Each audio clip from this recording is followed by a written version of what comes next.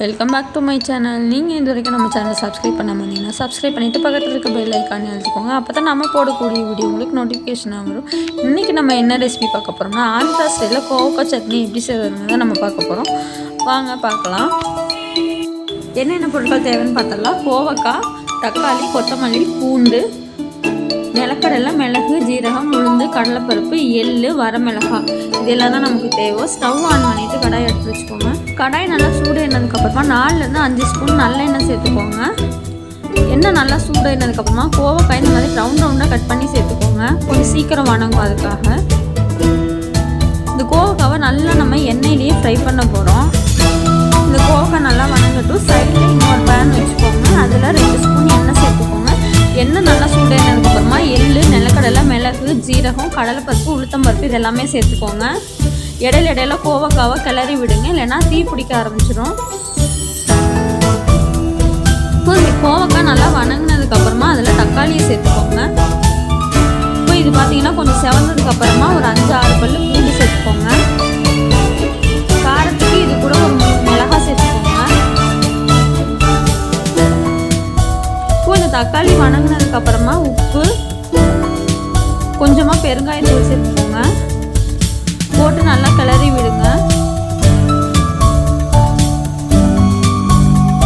இது கோவக்காய் சட்னிக்கு தக்காளிக்கு பதிலாக ஒரு நெல்லிக்காய் சைஸ்க்கு புளி கூட நம்ம சேர்த்து அரைச்சிக்கலாம். இப்போ இது எல்லாமே நல்லா வணங்கினதுக்கப்புறமா ஒரு கையளவுக்கு கொத்தமல்லி சேர்த்துக்கோங்க. கொத்தமல்லி வணங்கினதுக்கப்புறமா கூடவே கருவேப்பிலையும் சேர்த்துக்கோங்க. நம்ம சாம்பார் ரசத்துலலாம் போடக்கூடிய கருவேப்பிலையை ஒதுக்கி வச்சுருவோம். ஆனால் நம்ம சட்னியில் போடுற கருவேப்பிலையை எடுத்து வைக்க முடியாது இல்லைங்களா? அதனால் கருவேப்பிலை கொஞ்சம் நிறையவே சேர்த்துக்கோங்க. உடம்புக்கு ரொம்பவே நல்லது.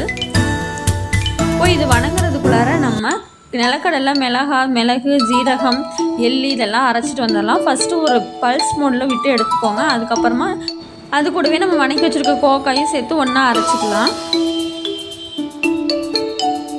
இப்போ கோவக்காயும் இது கூட சேர்த்துக்கலாம்.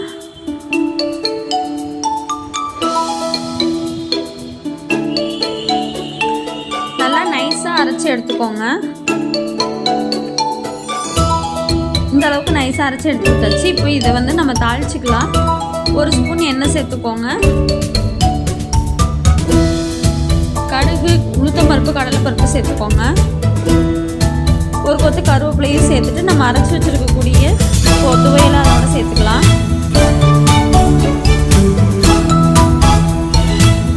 இது லைட்டாக ஒரு கொதி வரட்டும்.